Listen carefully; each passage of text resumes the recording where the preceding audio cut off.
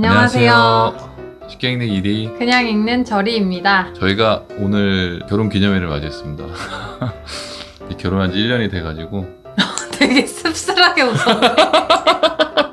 결혼한 지 1년이 돼가지고 또 텐션 내려갔어. 아내한테 내가 고쳤으면 하는 점이 있냐 물어봤는데 책을 그만 샀으면 좋겠다 라고 그래서 1년에 20권 정도? 저는 말도 안 된다고 생각을 하거든요. 여러분의 도움이 필요합니다. 7월에 산 책 찍느라 이제 7월에 읽었던 책 못 찍었어가지고 오늘은 7월과 8월 2달 동안 읽은 책들을 소개시켜 드리도록 하겠습니다.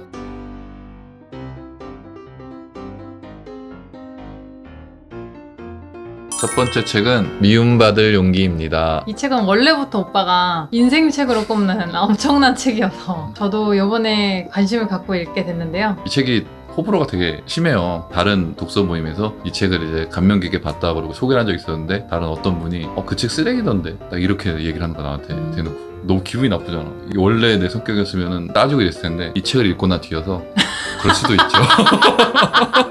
아들러라는 그런 독일의 심리학자가 쓴 아들러 심리학이라는 내용을 토대로 쓴 책인데요. 한 4, 5년 전에 이 미움받을 용기가 베스트셀러를 한 몇 달 동안 맞아. 1위를 했던 걸로 기억을 해요. 그 이어서 이제 미움받을 용기 2도 나와서 이것도 읽어보았고 1, 2권이 한 권으로 돼서 이거 학본판도 제가 이제 워낙 좋아하는 책이기 때문에 여기 보래요.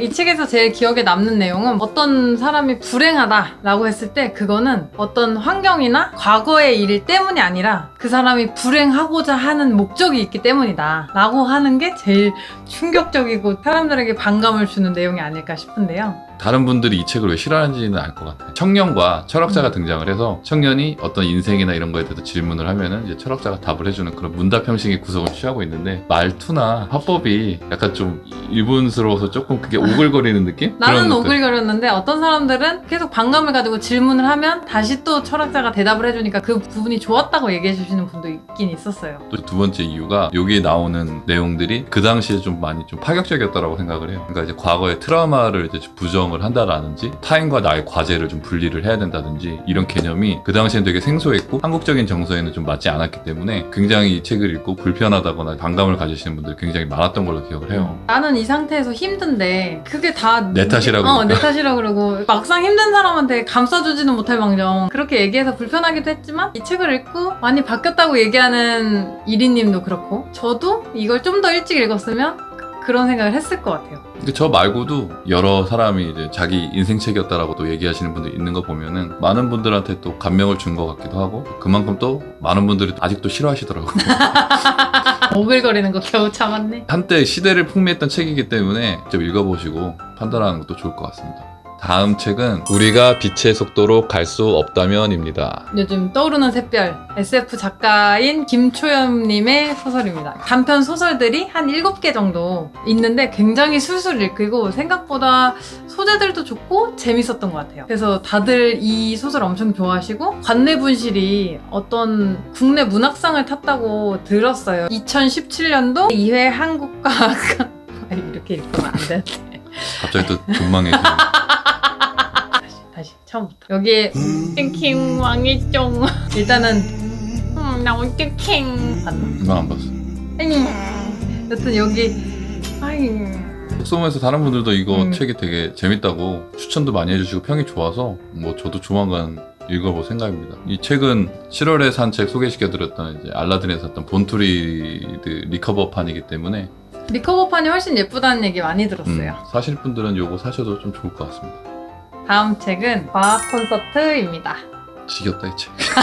20년 전에 책을 읽읍시다로 한번 읽었고 지금 이번에 다시 읽게 됐는데 너무 그때 재밌게 읽어가지고 기억에 너무 뚜렷하게 남아있어서 너무 옛날 얘기인가? 하는 생각을 조금 하면서 봤거든요. 덜 재밌게? 10년 개정 중복판이랑 20년 개정 중복판인데 요새의 과학 이야기도 한 번씩 더 해주셨거든요. 근데 그 부분이 또 새롭게 읽으니까 너무 재밌는 거예요. 그래서 30년 후 중복판은 얼마나 재밌을지 난 너무 기대되는 거야. 정재선 교수님이 30년 개정 중복판을 내면 가만 안 놔두겠어. 내실 거라고 했지롱. 아 그랬어?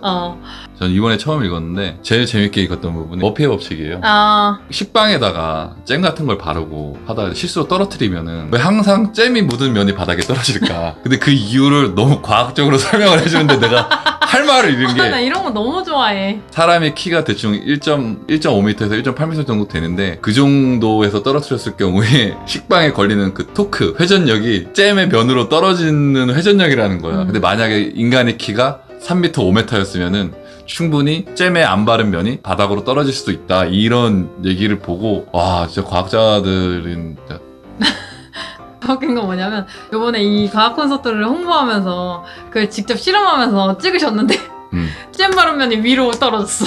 아 그래? 모든 사람들 집에 한 권씩은 있다고 하니까 한 권씩 사세요. 다음 책은 새들은 페루에 가서 죽다입니다.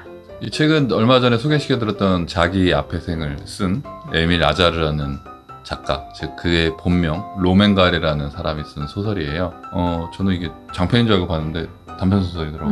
열 몇 개 정도의 단편들이 쭉 있는 책인데 이게 에밀 아자르랑 로맨가레가 다른 사람인가? 왜 이렇게 이 책은 어렵지? 막 이래. 아 진짜? 감명 깊게 읽지는 못했는데 그 중에서도 몇몇 기억나는 좀 단편들은 있어요. 어떤 크리스마스 이야기라는 소설이 있는데 어떤 남자가 이제 모텔방 같은 데서 자살을 한 거야. 그 사람이 남긴 유서를 보니 그 사람이 반한 여자가 모텔 옆방에 있는데 그 옆방에서 여자의 신음소리가 들리는더라는 거야. 그러니까 그런 생각을 하고 좌절감에 빠져서 남자 자살을 했는데 그 옆방도 보니까 그 여자도 자살을 해서 죽어 있는 거야.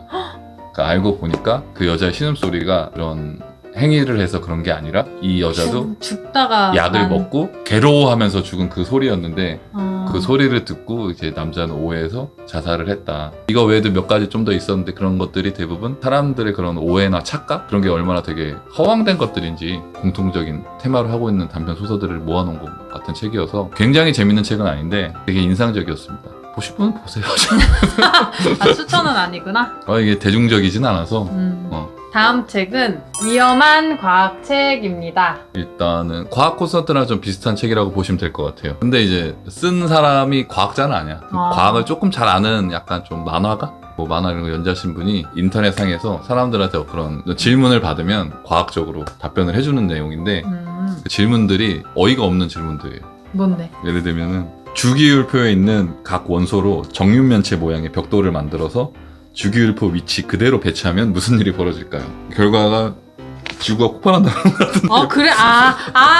그러네. 독자들이 하는 질문에 답변을 해주는데 그 결론이 대부분 다 지구가 멸망을 해요.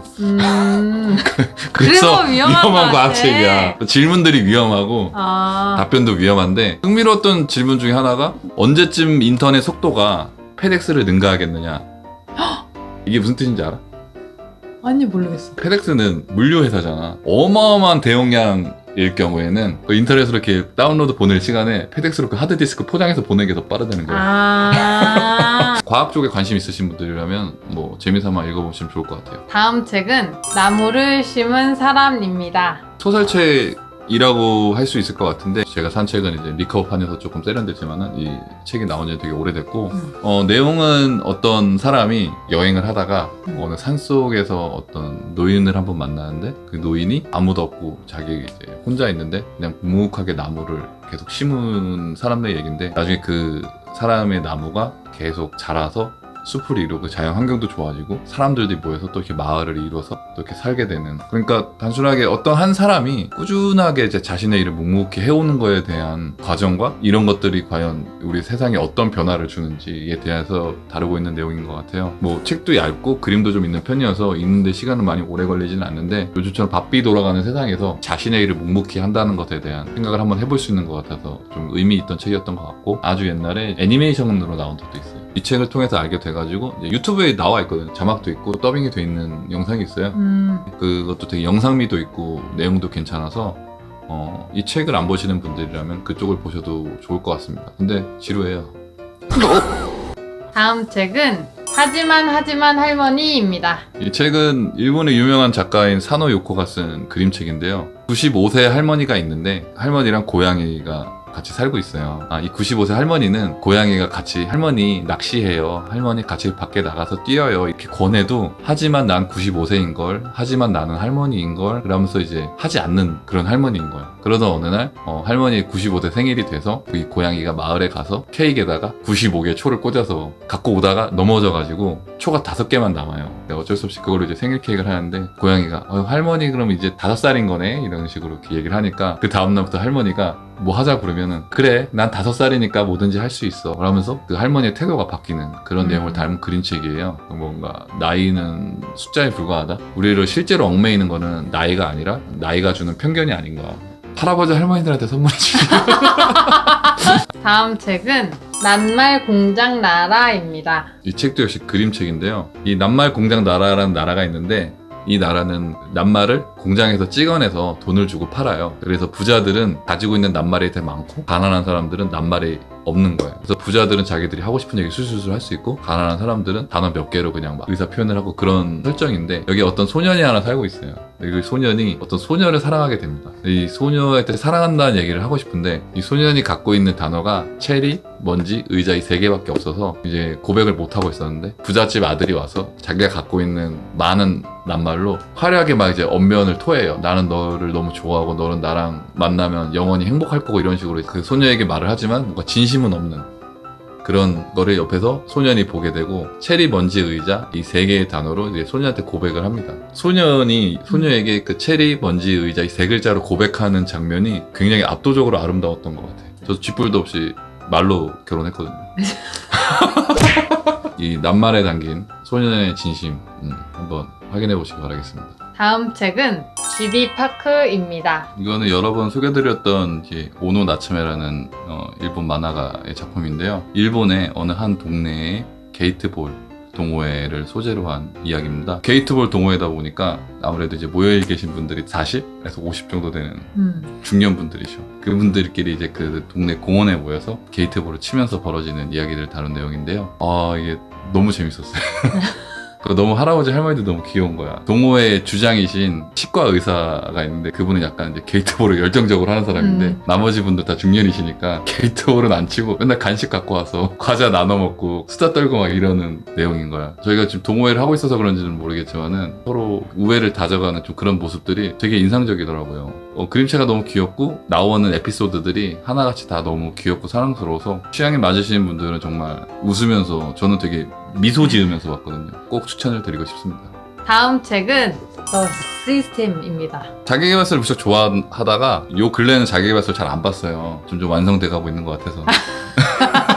이 책의 저자는 미국의 딜버트라는 엄청나게 유명한 만화의 작가 스콧 애덤스라는 만화가가 이제 쓴 자기 개발서인데요. 이게 좀 웃기잖아. 저명한 학자도 아니고 연구가도 아니고 만화가가 자기 개발서 쓴다는 게 객관적인 연구나 사례를 토대로 하기보다는 본인의 경험을 위주로 이제 내용이 좀 전개되기 때문에 자기 개발서라기보다는 여러분들이 흔히 싫어하시는 나는 이렇게 해서 성공했다 라고 하는 그런 에세이유일 수도 있어요. 저도 시작할 때 조금 그런 선입견을 갖고 좀 시작을 했고 책 절반 정도를 읽으면서까지도 너무 흔한 자기 개발서인가? 라는 생각을 했거든요. 그러다가 절반을 좀 넘어가면서 마음에 드는 내용들이 많이 나오기 시작했어요. 이 시스템이 뭐냐? 이 책의 슬로건이 목표는 필요 없다. 결국은 시스템이다. 라는 말이 있는데 목표를 세우면은 계속 패배할 수밖에 없다는 얘기예요. 예를 들어서 우리가 매일 5km 달리기 라는 목표를 세워놓으면은 그 목표를 이루지 못할 경우에 이루지 못할 가능성이 많잖아.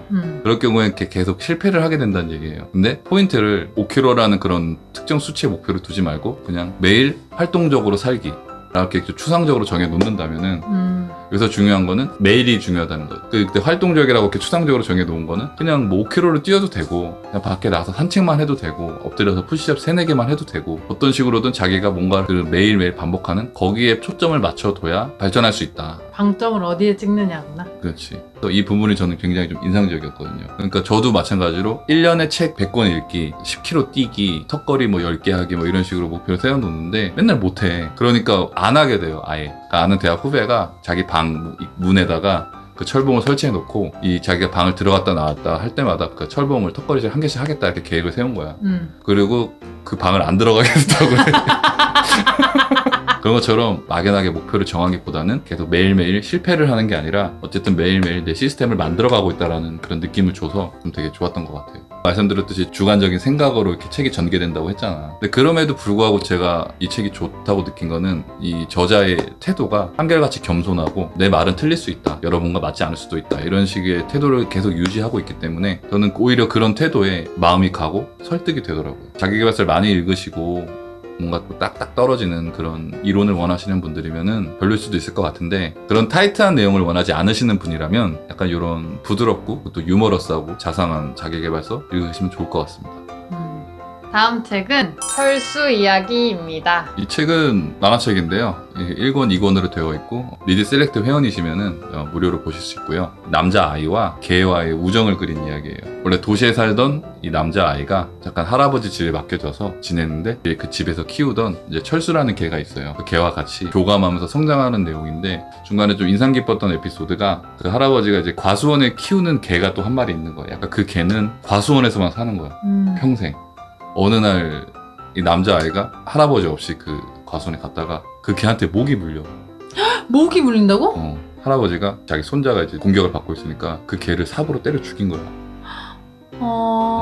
그 이후에 뭔가 그 개가 어릴 때랑 할아버지가 만났을 때의 이야기를 잠깐 보여줘. 할아버지가 참 개 새낄 때 이뻐하고 뭔가 할아버지 없을 때 혼자서 쓸쓸히 과수원을 지키던 그 개의 모습들이 계속 좀 보여지면서 그러니까 할아버지도 뭔가 개를 삽으로 때려 죽일 때 어쩔 수 없는 그러니까 눈을 질끈 감고 이제 그 개를 때려 죽이는데 좀 개라는 동물에 대해서 많은 생각이 좀 들더라고요. 나중에 또 시간이 많이 흘러서 그 남자아이가 커서 자기 딸과 함께 이렇게 그 시골길을 걸어가는데 영화나 만화에서 보는 그런 장면이 어린 시절에 나와 철수가 같이 이렇게 나를 스쳐 지나가는 장면이 보여지면서 이제 만화가 끝나요. 그림체는 뭐 굉장히 투박하고 토속적이고 뭐 되게 세련된 그림체는 아니지만은 뭐 담고 있는 이야기가 좀 이렇게 따뜻했던 것 같고 결말도 뭐 뭉클했던 것 같아서 조금 어렸을 때 시골에서 살았던 추억이 있으신 분들이라면은 좋은 느낌으로 보실 수 있을 것 같습니다. 오늘도 7월과 8월에 읽은 책을 좀 소개시켜 드렸었는데 이번에는 유독 소설이랑 그림책 만화책이 좀 많았던 것 같아요. 그런 얇은 그림책, 만화책이라도 보시면서 그런 이야기들에 한번 빠져보시는 것도 좀 좋을 것 같습니다. 재밌게 보셨다면